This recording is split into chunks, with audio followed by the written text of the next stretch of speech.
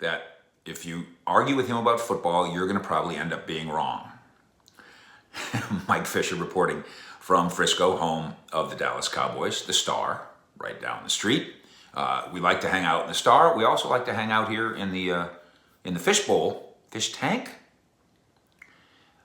And we talk Dallas Cowboys with you. Aikman, the other day, offers a thesis statement on the 2021 Dallas Cowboys. Now remember, this is the Aikman who is paid to be an objective analyst of the Cowboys and the NFL, who fights that battle every week because down deep in his heart, he likes the Cowboys, loves the Cowboys as much as you do, gets as frustrated with the Cowboys when they fail, just like you do. He is a fan inside, and he's a proud Dallasite and a proud Texan, even though he's actually from Oklahoma and California. He wants this. He wants Cowboys success. It's be good for him, be good for you, be good for Fox, be good for football. He wants it. He bends over backwards sometimes to make sure that he's not doesn't come across as pro-cowboy, which causes some of you to think he's anti-cowboy. I promise you he's not. And maybe this comment is proof of that. Aikman, in a discussion with USA Today and our friend Jory Epstein, says the Cowboys aren't rebuilding, that they're better than that.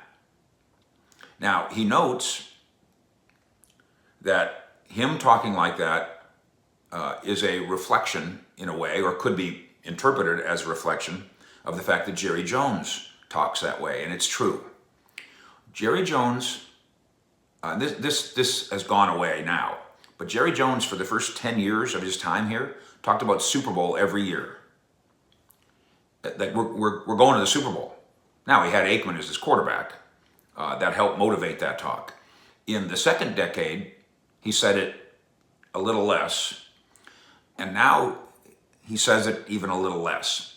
But the dream is still there, the commitment's still there, and the belief is still there because Jerry is an optimist. If you built a life that ended up with you being worth $8 billion, you'd be an optimist too. If you drilled a hole in the ground and money came flying out of it every time, you'd be an optimist too. If you walked up to Miss Arkansas in 1959, and said, Miss Arkansas, I'd like to take you to the county fair, and she said yes, and then married you, you'd be an optimist too. So Jerry's earned his optimism. Aikman's not taking anything away from that when he says, I'm not being a Jerry here. Jerry's optimistic because that's the way he's built. Jerry thinks that the Cowboys aren't rebuilding because that's the way Jerry is built. Aikman's saying, I don't think the Cowboys are rebuilding because I think they're that good. I think the roster is that good.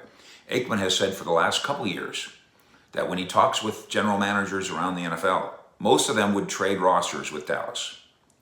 You can have mine. I'll take yours. And I obviously believe him. So are all these general managers wrong? Are we so biased towards the Cowboys because we fall in love with the romanticism of it all? I've admitted to that. I do. Oxnard, the Star, AT&T Stadium. I mean, it's the best training camp. It's the best headquarters. It's the best stadium. A lot of you think they're the best uniforms. You get seduced. But Troy is telling us, no, he's not falling victim to the seduction. He's evaluating the roster and saying, this is a reload, not a rebuild. Pivotal to it all, of course, is Dak. But he says, you look at this offensive weaponry. And let's do this objectively if we can. Dak Prescott's not the best quarterback in the NFL, but he's a Pro Bowl caliber quarterback. Can we all finally agree on that?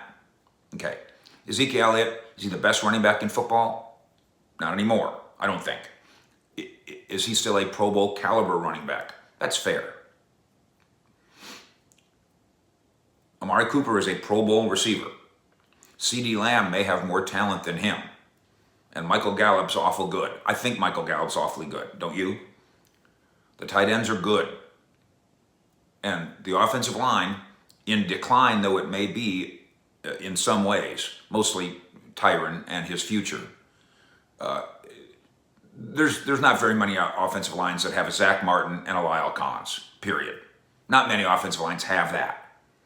How many Zach Martins are there on the planet? So if that offensive line can be somewhat intact, Aikman's right about the offense. Then he says, then add a couple pieces on defense. Here's the debate. If you have to rebuild the defense almost entirely, does that count as a roster rebuild? Or is that just, that's just a couple pieces? Because this was, for most of the year last year, the worst defense in football by many measures, the worst defense in franchise history by many measures. So you've changed defensive coordinators, you've changed the system, you'll change your defensive philosophy. How many pieces do you change? I said the other day that they have depth in the defensive line, and some of you corrected me. You're probably right at defensive tackle. You're counting on the development of Neville Gallimore, but I think that's fair to count on that. And then I do think, Randy Gregory comes off your bench. How bad are your defensive ends? I think that's pretty good. The linebackers didn't play well. That's the problem there. And then the secondary is a rebuild. So am I reloading on offense and rebuilding on defense? That might be the best way to do this. That the offense can come back just as it was last summer. Before Lyle Collins got fat, before Tyron Smith got hurt, before Blake Jarwin got hurt, before Zeke started fumbling, before Dak got hurt, before Zach got hurt. Give me those 6 things back, and I can get those 6 things back as the Cowboys start training camp in 2021, wherever that will be. I asked somebody, by the way, the other day, a Cowboy executive, how are we looking for Oxnard? He goes, I don't even know if we can get in the building tomorrow because of COVID. Settle down, Fisher. Don't pack your bags just yet. So on offense, Aikman's absolutely right. It's a reload. Bring back that gang. And that's an offense that should never score 13 points in a game ever again. And is absolutely a threat to score 35, which is today's NFL. And then rebuild as best you can the defense so you only give up 34. I think that's the best possible plan. Trying a complete turnaround where this becomes a defense-first football team, that's not going to be done in one off season. Rebuild or reload. If you think it's a rebuild, are you a pessimist? Because that doesn't sound very promising, because you're not going to take a 6-10 team and rebuild it in one spring. Or is it a reload? And if you think that, are you being a Jerry? Or can you lean on Aikman's thinking and be a Troy? It'd be fun to be a Jerry. That's $8 million. It'd be fun to be Troy. He does okay too. 6-10 should have soured us, is my only concern.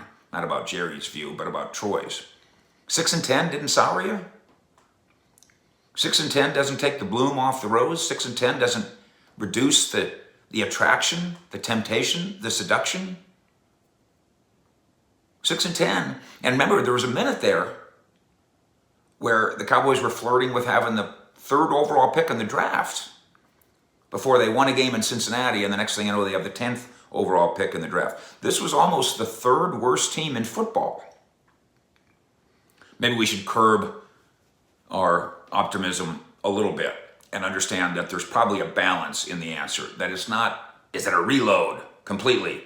Is it a rebuild completely? It's probably somewhere in the middle. They probably need to do a lot of both. And we probably need to carve our way through the seduction. Bring with us a little cynicism and a lot of wait and see on the 2021 Dallas Cowboys. Fish out.